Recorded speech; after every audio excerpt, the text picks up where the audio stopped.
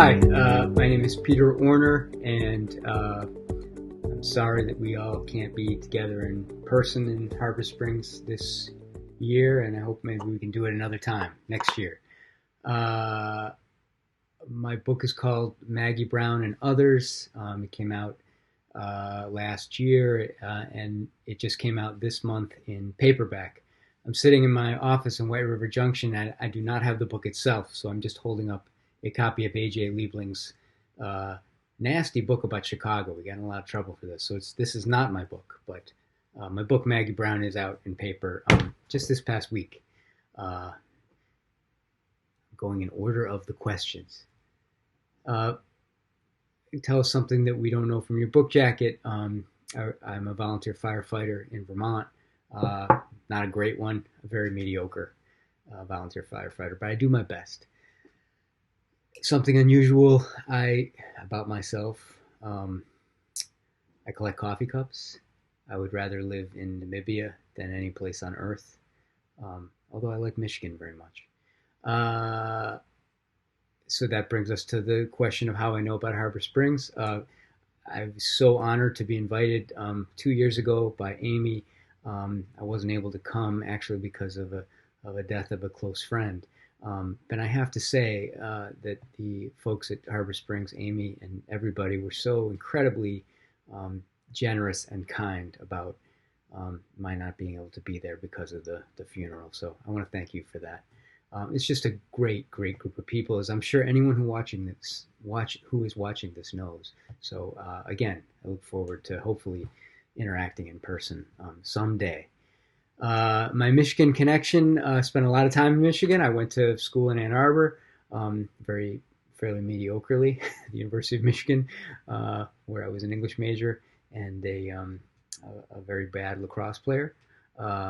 And I worked for the Michigan Daily, where I actually covered the anti-apartheid movement, and this was in the late 80s. So it was kind of an exciting time to be there, and I loved that part of school. I didn't love school. I loved everything else about Ann Arbor. And I was once driving through the Upper Peninsula with my good friend Alex Gordon, and we had stopped. We were very groggy. We'd been driving all night. And at one point, we stopped for gas, and Alex went into the convenience store to buy something. And I stepped out of the car, and then I closed the door, and the door was locked. And it was cold. It's cold up there, even in the summer. This was in the morning, I believe, because we'd been driving all night. And for some reason, I said, "Hey, Al, throw me the keys." So Alex throws me the keys. But for some reason, he wound up and threw them really high. So high that they were on top of the awning, or whatever you call it, the roof of the gas station above the pumps, because it was a place that trucks came in, logging trucks, so it had to be very, very high. And so the keys to the car were up there.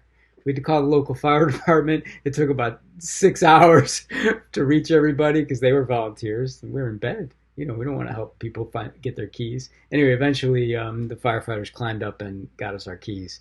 That's my Upper Peninsula story. Give us the elevator pitch for your book. I want to take the stairs, and I want us to spend more time together. So, you ever up for that? Contact me, and we'll spend a little more time, and I'll tell you about it, because it's impossible to talk about fiction as an elevator pitch. So, I want to respectfully dispute the question. But let's take the stairs and talk longer sometime. What or whom would you cite as some of your biggest influences on your work? My old teacher, Andre Dubus, not to be confused with his wonderful writer, Andre Dubus III, his son, but Andre Dubus was my teacher for many years and close friend. Very, very important influence on me. Wonderful American story writer. Eudora Welty, a contemporary writer, John Edgar Wideman, means a great deal to me, what he does with the story form. So in particular, because I'm a novelist but also a story writer, I'm very interested in how story writers work with this incredibly elastic form. And so I'll name those three: Debuse, Welty, and Weidman for the moment, but there are many, many others, of course. Um, what has drawn you to writing in the style that you do? How much time you guys got? Uh, I think it's the only thing that I have ever been able to do. So I feel very lucky and blessed that I can do the one thing maybe that I was born to do, which is to make up stories. And I've been doing that since I was a kid. When you put pen to paper, do you to begin new work? Is there a question that often drives your writing? Uh, no, it's usually an image. Usually an image of a place. I have some character in a certain place. I'm looking out the window at White River Junction right now at the alley outside my studio. Um, and that's exactly where I'd put somebody. I'd put somebody out in the alley smoking a cigarette, and we go from there. In fact, maybe I'll just start writing that after I'm done with this. Uh, what is the ultimate takeaway you want a reader to have upon finishing your book?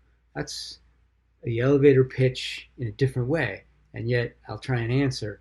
Um, my book, Maggie Brown, as well as my other books that I've written, are are more often than not about how we reconcile love in our lives with loss, with inevitable loss.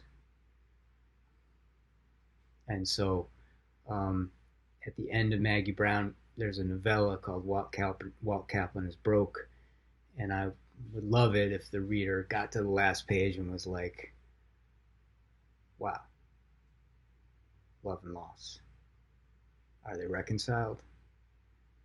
Maybe we can never reconcile them. Maybe that's the point." Um, but the attempt to reconcile them, I think, is what I'm all about. We'd love to hear your rapid fire answer to the following. Read the full statement with your answer. The one book I'd like to read again for the first time is. Can I have two? Marilyn Robinson's Housekeeping, Marilyn Robinson's Gilead. I'll have three. Virginia Woolf's To the Lighthouse. I would love to read those three books for the first time. That's a great question. If I had to pick one body of water, it would be Lake Michigan, and Lake Michigan. I grew up on the shore of Lake Michigan in Chicago. True or false, Oxford comma all the way. I don't know what this means. I teach at Dartmouth. Don't tell my faculty, my fellow faculty, that I do not know what is meant by this question, Oxford comma all the way, true or false. I'm going to say false, just because. But I don't know what an Oxford comma is.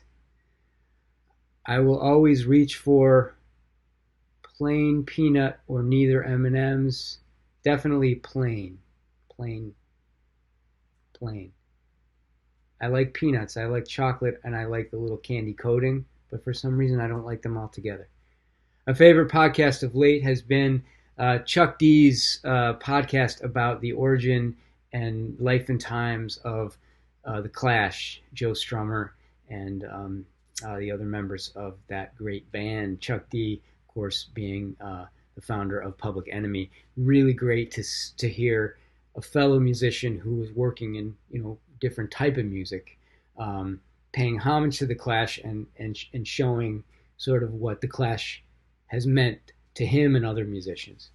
So I think the title of the podcast is Stay Free, but it's on Spotify, and you can find it through Chuck D and The Clash. The books currently on my nightstand are this is not my nightstand, but it will have to be like my nightstand. I'm starting to read a Gail Jones book called Corridora. It's really a wonderful book, the first few pages anyway. Gail Jones. I'm also reading Virginia Woolf's short stories from the complete stories of Virginia Woolf, particularly the later ones, the posthumously ones published in a volume called A Haunted House. I'm reading the essays of Joseph Brodsky called On Grief and Reason, but I'm always reading that book, actually. So that's always on my night table. Um, Biography of Paul Celan's on my night table too. And is there anything fun on my night table, my metaphorical night table? I have nothing fun at the moment. It's COVID. I'm not doing anything fun. Refuse to read anything fun, except for I am gonna reread Graham Greene's The Power and the Glory, which is so much fun. I'll take sushi any day of the week. Do you have good sushi in Harbor Springs? I'll bet you do, even though you're on fresh water. I do my best reading in the morning, when the kids are asleep.